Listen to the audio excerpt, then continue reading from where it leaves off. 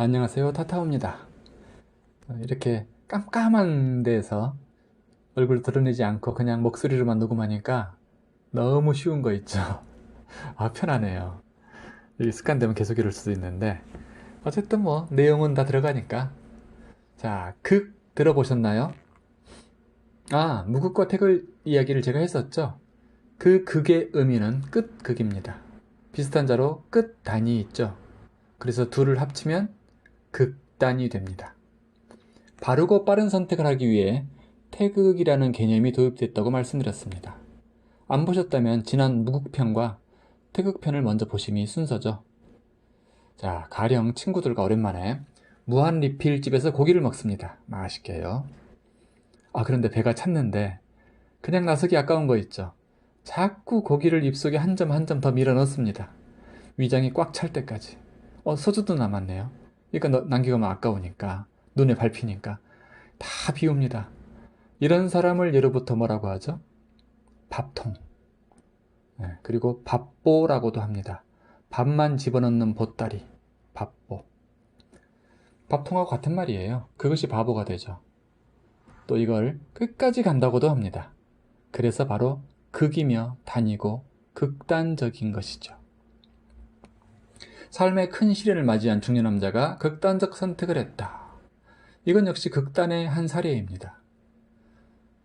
당신은 극단적이지 않나요? 한번 볼까요? 어느 종교는 성스럽고 어느 종교는 지옥 갈 맹신인가요? 그런 생각이 있다면 극단입니다. 여자가 어딜, 남자는 다 그래.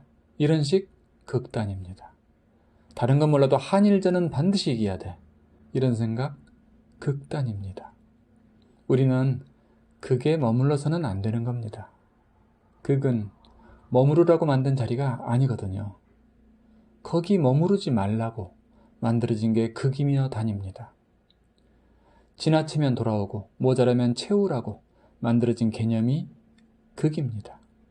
극은 조화를 위한 표지판 같은 것이죠. 위험을 알리는 휘슬 같은 것이고요. 조화? 조화는 뭔가요? 내 넘치는 바는 덜어내고 내 모자란 바는 채우는 것입니다. 내 남는 것은 베풀고 내 모자란 바는 배우는 것이 조화입니다. 자, 그런데 이 극에 머무르는 사람들이 있습니다. 입력된 명제를 한없는 세월 동안 고집하고 있는 사람들. 일제강점기 때 내 증조할아버지가 독립운동하다가 잡혀서 일본군에게 고문받고 죽었으니 일본은 우리 가문의 철천지 원수다. 이런 식으로 극에 가서 돌아오지 못하는 사람, 바로 극점의 미아라고 합니다. 극에 가서 길을 잃어버린 것이죠. 극에 오래 머무르다 보면 어떤 일이 생길까요? 그 극에서 겪은 감정이 장기 기억됩니다. 그래서 처음에는 해마나 편도체 같은 뇌 부위에 새겨지다가 더 오래되면 뼛속, 골수에 그 파동이 새겨집니다. 뼛속 깊은 원한 같은 거죠. 장부에 병이 들면 치료할 만한데 골수에 병이 깊으면 치료가 어렵습니다. 이렇게 깊이 새겨진 상처, 트라우마, 원한, 공포, 고정관념 등은 마침내 그 사람의 유전자 속에 깃들죠. 그 복잡다단한 이중나선 속에 잠들어 있는 것입니다. 그러다 때가 되면 깨어나 울죠. 극이 말입니다. 울다가 주변을 둘러보면 악몽 같은 의식의 어둠이, 그 할렘과 같은 어둠이 자신을 조여옵니다. 악몽이 이어지는 거죠. 깨어서도 잠들어서도. 극은 몸을 휘저으며 발악을 합니다. 그것을 진저리라고 합니다. 극이 진저리를 치면 제일 먼저 오장육부가 칼을 맞습니다. 오장육부. 간신비패신.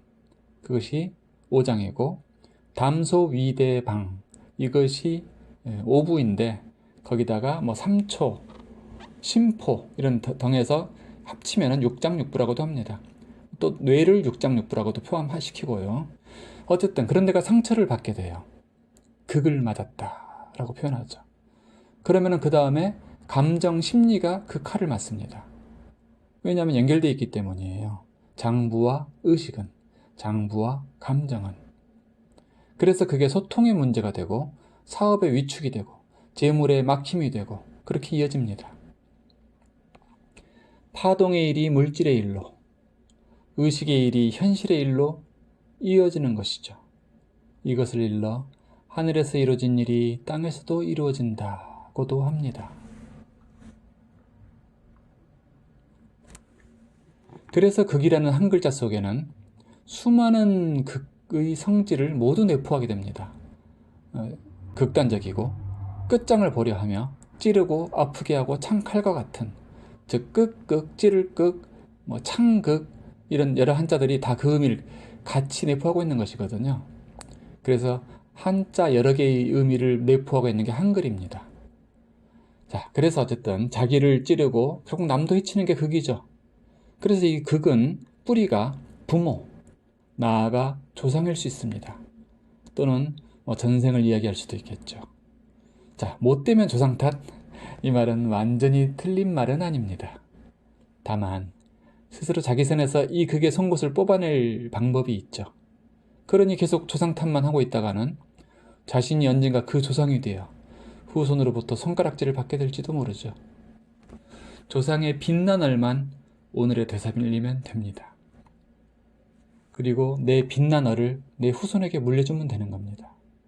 조상의 극은 2월 돼서 넘어온 그 극은 뽑아버리는 게 훌륭한 자손이죠. 자, 경부고속도로를 보세요. 거기 도로 한편에 도로 차단기가 놓여져 있습니다. 차들은 조심조심 거길 피해 다녀야 하고, 그래서 교통체증이 일어납니다. 그러다가 사고도 나죠. 그것을 평생 조심하고 피해 다닌다는 건 주인공다운 면모가 아닙니다. 그래서 첫째, 내 안에 극은 있는가? 이걸 살펴봐야 합니다. 내 주변 사람한테 물어보면 금방 말해줄 수도 있어요. 내 아내, 내 가족, 내 딸. 그렇지만 자신은 정작 잘 몰라요.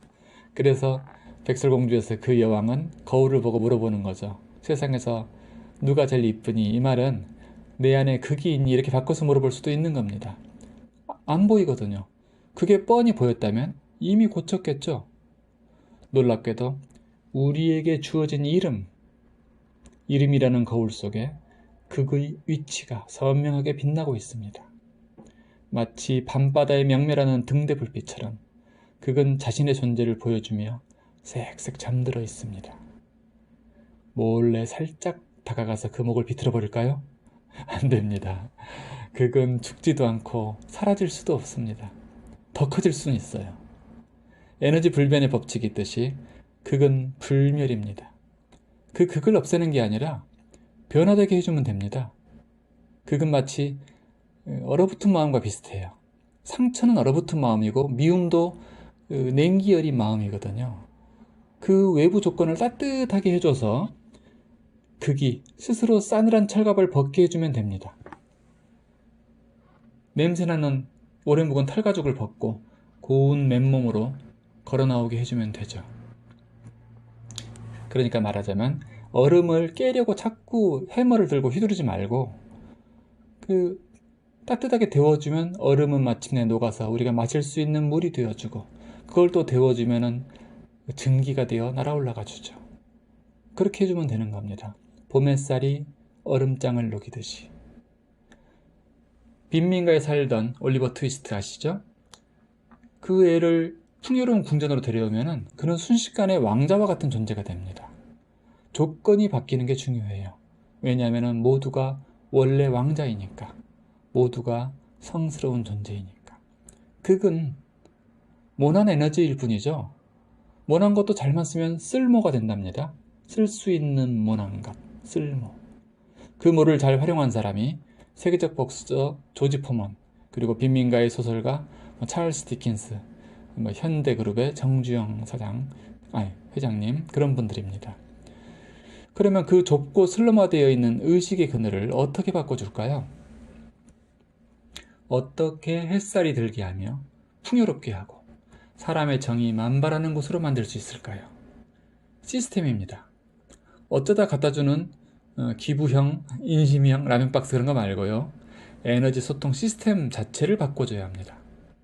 막힌 길은 터주고 좁은 길은 넓게 확장해주는 겁니다. 돌아가는 길은 직선으로 뚫어주고 식량 그리고 상하수 시설 그리고 물류 보급이 잘 되도록 시스템을 바꿔주면 됩니다. 어떻게? 구체적으로 어떻게? 이름이 시스템입니다. 이름은 이루고자 하는 자리의 청사진이며 청사진 자체가 그곳으로 이끄는 힘을 지니고 있습니다.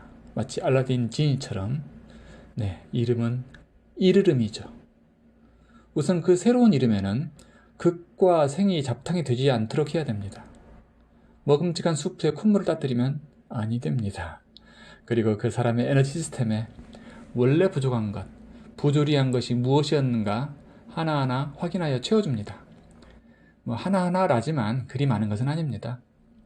사람이 인생에서 바라는 거 그다지 많은 게 아니죠. 많으신가요? 제가 보기엔 3가지 정도면 충분합니다. 건강, 재물, 가족이죠. 모자라 보입니까? 어쩌면 이렇게 표현해 볼까요? 건강 안에 아름다운 얼굴과 몸매가 있고 매력이 뿜어져 나오며 뭐든 할 수 있는 힘과 용기가 나옵니다. 엄청난 얘기죠. 재물 안에 내 적성에 맞는 직업이 드러나고 돈을 버는 유인 능력, 돈을 지키는 수성 능력이 다 포함되어 있지요. 가족 안에 아름답고 날 진정 위하는 그가 또 그녀가 있고 내 눈에 넣어도 안 아플 자식이 있습니다. 가끔은 집 밖에 있는 누군가도 포함할 수 있습니다. 만족하세요? 이제 당신은 인생의 가장 무서운 적, 내면의 극을 알았습니다. 그리고 그 극을 녹여 내 소중한 편이 되게 하는 방법을 아셨습니다. 이것이 태극의 하늘에서 음양의 바다로 넘어가기 직전의 극히 소중한 극 이야기였습니다. 그럼 안녕히.